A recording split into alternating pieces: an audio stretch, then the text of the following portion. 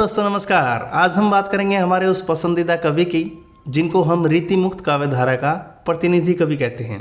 प्रेम की पीर के कवि के बारे में बात करेंगे जिनका नाम है घनानंद। तो घनानंद के बारे में बात करेंगे। सबसे पहले जान लेते हैं उनके जन्म के बारे में। उनका जन्म हुआ 1689 ईस्वी में और निधन की बात अगर करें तो निधन आचार्य रामचंद्र शुक्ल के मुताबिक माना जाता है 1739 ईस्वी। ये सर्वमान्य मत है, इसलिए हम इन्हीं की बात करेंगे। रही बात डॉक्टर नगेंद्र की, तो डॉक्टर नगेंद्र जो है इनका जन्म मानते हैं 1673 ईस्वी में और निधन इनका जो है वो 1760 ईस्वी में स्वीकार करते हैं। जन्म स्थान इनका बुलंदशहर माना जाता है और इनकी मृत्यु हुई थी, यानी कि इनकी हत्या कर दी गई थी। नादिर शाह के सैनिकों द्वारा आक्रमण किया था और इनकी हत्या कर दी गई थी। जगह थी वृंदावन, जहाँ ये निम्बार्क संप्रदाय में दीक्षित होने के लिए गए थे। आश्रयदाता इनके मोहम्मद शाह रंगीला थे और ऐसा कहा जाता है कि मोहम्मद शाह रंगीला के दरबार में ही ये मुंशी थे, मीर मुंशी थे और दीवान थे। वहीं इनकी एक प्रेमिका थी जिनका नाम सुजान था और सुजान के बारे में कहानी जो है वो आप बेहतर तरीके से जानते हैं। बेहद प्रचलित कहानी है सुजान की, उसके बारे में आज हम बात नहीं करेंगे। मोहम्मद शाह रंगीला के दरबार से जब इनको निष्कासित कर दिया गया था तब घनानंद पहुँचे वृंदावन और वृंदावन जाकर के ये निम्बार्क संप्रदाय में दीक्षित हो गए थे। तो निम्बार्क संप्रदाय में जब दीक्षित हुए, इनके गुरु थे वृंदावन देव और नारायण देव। दो गुरु थे इनके, वृंदावन देव और नारायण देव। अब बात कर लेते हैं घनानंद के उपनामों की। घनानंद को हम किन किन नामों से भी जानते हैं। शुक्ल जी के मुताबिक बहुत सारे नाम इनके दिए गए हैं। शुक्ल जी इनको प्रेम की पीर का कवि भी बोलते हैं।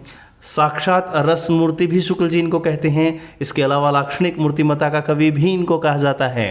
प्रयोग व चित्र के कवि के साथ साथ रीति मुक्त काव्यधारा के प्रतिनिधि कवि के तौर पर आचार्य रामचंद्र शुक्ल इनको देखते हैं। चलिए अब बात कर लेते हैं इनकी रचनाओं की। घनानंद ने ऐसा माना जाता है 41 रचनाओं की रचना की थी, लेकिन उनमें से बहुत सारी रचनाएं ऐसी हैं जिनका हमारे साथ इतना ताल्लुकात नहीं बैठेगा। हम जितनी महत्वपूर्ण रचनाएं हैं जो हमारे परीक्षा के दृष्टिकोण से महत्वपूर्ण हैं, हम केवल उनकी बात करेंगे। तो 41 में से हम केवल 13-14 रचनाओं की बात करेंगे। इनके नाम हम आपको बता देते हैं, नोट कर सकते हैं आप चाहे तो। इन्होंने जो रचनाएं लिखी थी, सुजान सागर थी, इसके अलावा रस केलीवली थी, घनानंद कवित, प्रेम पत्रिका, विरह लीला, कृपाकंद, वियोगवेली, इश्कलता, लोकसार, सुजान हित, प्रीति पावस, प्रेम पद्धति, प्रेम पहेली और यमुना यश। ये इनकी रचनाएं हैं जिनको हम महत्वपूर्ण तरीके से मानते हैं। और रही बात डॉक्टर नगेंद्र की, तो वो कहते हैं कि घनानंद ने जो पद लिखे थे उनकी पदों की संख्या भी उन्होंने बता दी है। तो उनके मुताबिक अगर हम बात करें कवित्व की, यानी कि सवैया छंद, वो लिखे थे 752 और 1057 इन्होंने पद लिखे हैं। और डॉक्टर नगेंद्र मानते हैं कि दोहा चौपाई जो है वो 2354 इन्होंने लिखी हैं। तो इतनी गणना डॉक्टर नगेंद्र ने करके हमें दे दी है, तो इसको हम महत्वपूर्ण तरीके से नोट कर लेते हैं। इन तथ्यों को जहन में रखना बहुत ज़रूरी हो जाता है। इनकी एक रचना थी जिनका नाम है विरह लीला। तो विरह लीला ब्रज भाषा में लिखी गई रचना है, ब्रज भाषा में लिखी गई रचना है। और रही बात उसके छंद की, तो वो फारसी छंद में लिखा गया था। विरह लीला याद रखेगा ब्रज भाषा में है और छंद रहेगा फारसी। घनानंद के पदों का संकलन जो हम पढ़ते हैं वो विश्वनाथ प्रसाद ने किया था और विश्वनाथ प्रसाद मिश्र ने घनानंद ग्रंथावली के नाम से उसका प्रकाशन किया था। घनानंद के पदों के संकलन सबसे पहले ब्रजनाथ ने ही किए थे और ब्रजनाथ ने घनानंद कवित के नाम से किए थे। ब्रजनाथ ने जब घनानंद कवित के नाम से इसका संकलन किया तो ऐसा माना जाता है उसमें 508 पद हैं और 508 में से 500 घनानंद के हैं, 8 पर पद जो हैं वो ब्रजनाथ के ही हैं। ब्रजनाथ ने इनकी प्रशंसा में 2 पद लिखे हैं जिनका जिक्र हम आपको कर देते हैं। एक पद था इनकी तारीफ में, उन्होंने लिखा था, नहीं महाब्रज भाषा प्रवीण ओ सुंदरता के भेद को जानो। और दूसरा पद कहा था, समझे कविता घनानंद की ही आखिन नेह पीर तकी। ये बातें जो है ये घनानंद की प्रशंसा के बारे में ब्रजनाथ ने ही लिखी हैं। अब घनानंद के बारे में आलोचकों के क्या क्या कथन हैं, ये सबसे महत्वपूर्ण बन जाता है। और जब परीक्षा के दृष्टिकोण से हम इसकी बात करते हैं तो यहाँ से एक कथन आपको अवश्य देखने को मिलेगा। रामचंद्र शुक्ल उनको क्या क्या मानते हैं। रामचंद्र शुक्ल की आलोचनाओं में घनानंद किस प्रकार ठहरते हैं, आइए देख लेते हैं। रामचंद्र शुक्ल मानते हैं कि घनानंद किसी विशुद्ध, सरस और शक्तिशालिनी ब्रज भाषा लिखने में कोई समर्थ नहीं हुआ और विशुद्धता के साथ प्रौढ़ता और माधुर्य भी इनकी भाषा में अपूर्व है, ऐसा रामचंद्र शुक्ल मानते हैं। इसके अलावा शुक्ल जी ने कहा है कि ये साक्षात रसमूर्ति और ब्रजभाषा काव्य के प्रधान स्तंभ है। ये पहली ही पंक्ति है रामचंद्र शुक्ल के इतिहास को जब आप उठाते हैं तो वहाँ लिखा गया है साफ साफ कि ये साक्षात रसमूर्ति और ब्रजभाषा काव्य के प्रधान स्तंभ हैं। इसके अलावा रामचंद्र शुक्ल एक और बात इनके बारे में कहते हैं कि प्रेम की पीर ही को लेकर के इनकी वाणी का प्रादुर्भाव हुआ था। ध्यान से सुनिएगा, प्रेम की पीर को ही लेकर के इनकी वाणी का प्रादुर्भाव हुआ। प्रेम मार्ग का ऐसा प्रवीण और धीर पथिक तथा जमादानी का ऐसा दावा रखने वाला ब्रज भाषा का दूसरा कवि नहीं हुआ। ये रामचंद्र शुक्ल ने ही कहा था इनके बारे में। इसके अलावा एक और कथन है रामचंद्र शुक्ल का ही कि प्रेम की अनिर्वचनीयता का आभास घनानंद ने विरोधाभासों के द्वारा किया है। ये कथन भी डॉक्टर रामचंद्र शुक्ल का ही है। इसके अलावा शुक्ल जी ने एक बात और घनानंद के बारे में कह दी, प्रेम दशा की व्यंजना ही इनका अपना क्षेत्र है।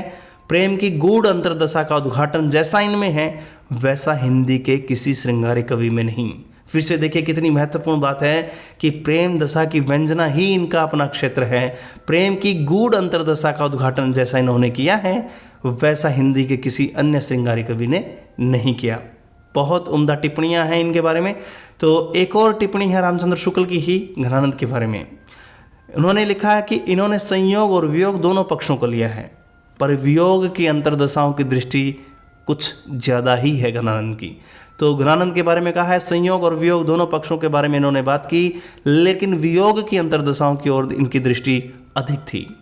इसके अलावा एक कथन और है कि घनानंद ने न तो बिहारी की तरह विरह ताप को बाहरी माप से मापा है, न बाहरी उछल कूद दिखाई दी है।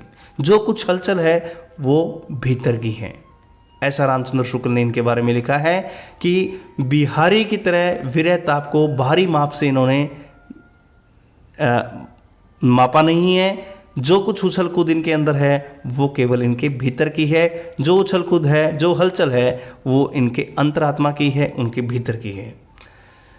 घनानंद उन विरल कवियों में से हैं जो भाषा की व्यंजकता बढ़ाते हैं। ये भी रामचंद्र शुक्ल इनके बारे में लिखते हैं कि घनानंद उन विरले कवियों में से हैं जो भाषा की व्यंजकता को बढ़ाते हैं। एक बात और रामचंद्र शुक्ल की कि भाषा पर जैसा अचूक अधिकार इनका था वैसा किसी कवि का नहीं था। बहुत महत्वपूर्ण तथ्य है ये कि भाषा पर जैसा अचूक अधिकार इनका था वैसा किसी कवि का नहीं था। भाषा मानो उनके हृदय के साथ जुड़कर ऐसी वशवर्तनी हो गई थी कि ये उसे अपनी अनूठी भावभंगिमा के साथ जिस रूप में चाहते थे मोड़ सकते थे। ऐसा एक बार फिर से रामचंद्र शुक्ल ने इनके बारे में कह दिया। और भाषा के बारे में एक बात और कही शुक्ल जी ने कि भाषा का ऐसा बेधड़क प्रयोग करने वाला हिंदी के पुराने कवियों में कोई दूसरा नहीं हुआ। ऐसा बेधड़क प्रयोग करने वाला भाषा का हिंदी के कोई पुराना कवि नहीं हुआ इनके जैसा। भाषा के लक्षण और व्यंजन बल की सीमा कहाँ तक है इसकी पूरी परख इन्हीं को थी, यानी कि घनानंद को थी। तो घनानंद के बारे में ढेर सारे सवाल, कथन आचार्य रामचंद्र शुक्ल के। अब बात करते हैं दिनकर जी की। दिनकर जी ने इनके बारे में क्या कहा। दिनकर जी ने कहा कि घनानंद की पूंजी तो विरह ही ठहरा था, विरह तो घनानंद की पूंजी ठहरा। ये दिनकर जी ने इनके बारे में कहा था। इसके अलावा दिनकर जी ने एक बात और कही थी इनके बारे में। क्या कही थी कि रीति काल की बौद्धिक विरह अनुभूति और निष्प्राणता और कुंठा के वातावरण में घनानंद की पीड़ा की टीस सहसा ही हृदय को चीर देती है और मन सहज ही मान लेता है कि दूसरों के लिए किराए पर आंसू बहाने वालों के बीच यह एक ऐसा कवि है जो सचमुच अपनी पीड़ा में ही रो रहा है। तो ये दिनकर जी का कथन इनके बारे में दोबारा से देख लीजिएगा, महत्वपूर्ण कथन है। रीतिकाल की बौद्धिक विरानुभूति, निष्प्राणता और कुंठा के वातावरण में घनानंद की पीड़ा की ऐसी टीस ही हृदय को चीर देती है और मन सहज ही मान लेता है कि दूसरों के लिए किराए पर आंसू बहाने वालों के बीच यह एक ऐसा कवि है जो सचमुच अपनी पीड़ा में रो रहा है। इसके अलावा रामचंद्र शुक्ल का एक और कथन आ गया है कि ये वियोग श्रृंगार के प्रधान मुक्तक कवि थे। बहुत ही महत्वपूर्ण है। ये कई क्विज में आपको देखने को मिलेगा, कई टेस्टों में मिलेगा और कई सवालों में आएगा कि वियोग श्रृंगार के प्रधान मुक्तक कवि के तौर पर हम घनानंद को देखते हैं। ये बात आचार्य रामचंद्र शुक्ल की ही है। नेक्स्ट कथन की तरफ आते हैं। अगला कथन जो है वो रामस्वरूप चतुर्वेदी का है। रामस्वरूप चतुर्वेदी क्या लिखते हैं घनानंद के बारे में? वो लिखते हैं कि घनानंद के काव्य का वैशिष्ट्य उनकी मौलिक स्वच्छंद गति तथा सृजनात्मक भाषा प्रयोग में विकसित होता है। ये दोनों गुण एक दूसरे से परस्पर संबंध हैं। दोबारा देख लीजिएगा, काव्य का वैशिष्ट्य उनकी मौलिक स्वच्छंद गति और सृजनात्मक भाषा प्रयोग से विकसित होता है। दो चीज़ें हैं, मौलिक स्वच्छंद गति और सृजनात्मक भाषा प्रयोग, उन्हीं से इनका काव्य वैशिष्ट्य विकसित होता है और ये दोनों गुण एक दूसरे से परस्पर संबंध रखते हैं। रामस्वरूप चतुर्वेदी ने ही एक बात और कही थी घनानंद के बारे में कि घनानंद ने भाषा की वास्तविक शक्ति को पहचान करके उद्घाटित किया है। एक बात और कही रामस्वरूप चतुर्वेदी ने घनानंद के बारे में कि घनानंद की स्वच्छंदता है उनके बिंब प्रधान प्रेम प्रयोग और प्रेम की मन स्थिति का चित्रण उनमें सर्वत्र दिखता है। घनानंद का स्वच्छंदता उनके बिंब प्रधान प्रेम प्रयोग और प्रेम की मन स्थितियों का चित्रण में सर्वत्र दिखता है। रामस्वरूप चतुर्वेदी एक बात और कहते हैं, क्या कहते हैं कि घनानंद ने मौन के भाव को कारुणिक रूप में नहीं बल्कि दार्शनिक निष्पत्ति के रूप में ग्रहण किया है। बहुत बड़ी बात ये उन्होंने कह दी रामस्वरूप चतुर्वेदी ने घनानंद के लिए। फिर से देखिएगा क्या कहा है कि घनानंद ने मौन के भाव को कारुणिक रूप में नहीं बल्कि दार्शनिक निष्पत्ति के तौर पर ग्रहण किया है। बहुत बड़ी बात घनानंद के लिए रामस्वरूप चतुर्वेदी ने कही। इसके अलावा उन्होंने कहा कि घनानंद का कृतित्व रीतिकाल की सर्वश्रेष्ठ उपलब्धियों में से एक है। घनानंद की रचनाएं रीतिकाल की सर्वश्रेष्ठ उपलब्धियों में से एक है, ऐसा मानना था रामस्वरूप चतुर्वेदी का। अब डॉक्टर बच्चन सिंह की बात करते हैं। उन्होंने क्या कहा? डॉक्टर बच्चन सिंह ने कहा है कि घनानंद रीति मुक्त काव्य धारा के श्रेष्ठ कवि हैं। रीति मुक्त काव्य धारा के सर्वश्रेष्ठ कवि माना है डॉक्टर बच्चन सिंह ने इनको, और कहा है कि उनकी कविता मर्यादा के बांध में बंद कर न चलने वाली थी, जीवन में ही वही रचनात्मक स्तर पर कविताओं में है। तो उन्होंने कहा कि घनानंद रीति मुक्त काव्य धारा के सर्वश्रेष्ठ कवि हैं और उनकी कविता मर्यादा के बंधन में बंद कर नहीं चलने वाली थी।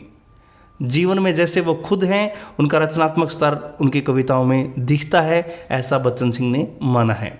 इसके अलावा बच्चन सिंह ने एक बात और कही कि घनानंद वियोग के मूर्तिमान कवि हैं।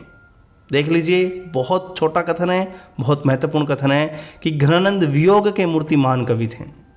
ये डॉक्टर बच्चन सिंह। और एक और महत्वपूर्ण, घनानंद प्रेम की यातना के कवि हैं। तो प्रेम की यातना के कवि, वियोग के मूर्तिमान कवि, ऐसा डॉक्टर बच्चन सिंह ने इनको कहा है। इसके अलावा डॉक्टर बच्चन सिंह ने एक बात और कही, क्या कि घनानंद ने अपने काव्य में प्रेम जन्य घुटन का जो चित्रण प्रस्तुत किया है वो शब्दों के चयन, मार्मिक बिंब योजना और परिवेश निर्माण के कारण अत्यंत सजीव हो उठा है। अपने काव्य में जिस तरीके से प्रेम जन्य घुटन का उन्होंने चित्रण प्रस्तुत किया है, जो चित्र वहाँ पर खींचे इन्होंने, वो उनके शब्दों के चयन के माध्यम से, मार्मिक बिंब योजना के माध्यम से और परिवेश जिस तरीके का उन्होंने दिखाया है, बहुत सजीव लगता है, ऐसा डॉक्टर बच्चन सिंह का मानना है। कुछ चंद पंक्तियाँ देख लेते हैं घनानंद की, जो कई बार आपको पेपर में देखने को मिल जाती हैं। पहली पंक्ति बहुत ही महत्वपूर्ण, लोग हैं लागी कवित्व बनावत, मोको तो मोरे कवित्व बनावत। एक दूसरी पंक्ति, अति सुधो स्नेह को मार्ग है जाने कुछ यानपन बाग नहीं। ये दो पंक्तियां तो बहुत ही इनकी प्रसिद्ध हैं। और एक पंक्ति बहुत ज़्यादा फेमस है कि राव रे रूप की रीति अनूप, नयो नयो लागत जो जो निहारिए। ये तीनों पंक्तियां आपको ज़बानी याद मिलेंगी। इसके अलावा एक और पंक्ति इनकी है, उजरनी बसी है हमारी अखियाँ देखो। ये भी इनकी घनानंद की पंक्ति है। एक और पंक्ति है इनकी, झलके अति सुंदर आन गौर, छके दूर गाजती रा कामन छुए। और एक और पंक्ति है, जो काहू कल पाए सो कैसे कल पाए है। तो ये कल पाए यहाँ पर यमक अलंकार आपको देखने को मिलेगा। जो काहू कल पाए सो कैसे कल पाए है, ये आपको यमक अलंकार देखने को मिलता है। ठीक है, तो ये घनानंद के बारे में आज हमने बातें की। उम्मीद करते हैं घनानंद के बारे में आज जो बातें की हैं आपने नोट कर ली होंगी, सुन लिया होगा और इस महत्वपूर्ण वीडियो को आपने पसंद किया होगा। अगर आपको वीडियो पसंद आया तो लाइक शेयर सब्सक्राइब ज़रूर करिएगा। अपना प्यार स्नेह इसी तरीके से हमें देते रहिएगा, बांटते रहिएगा। फिर चलते हैं, मिलते हैं अगले वीडियो के साथ। तब तक के लिए नमस्कार, जय हिंद।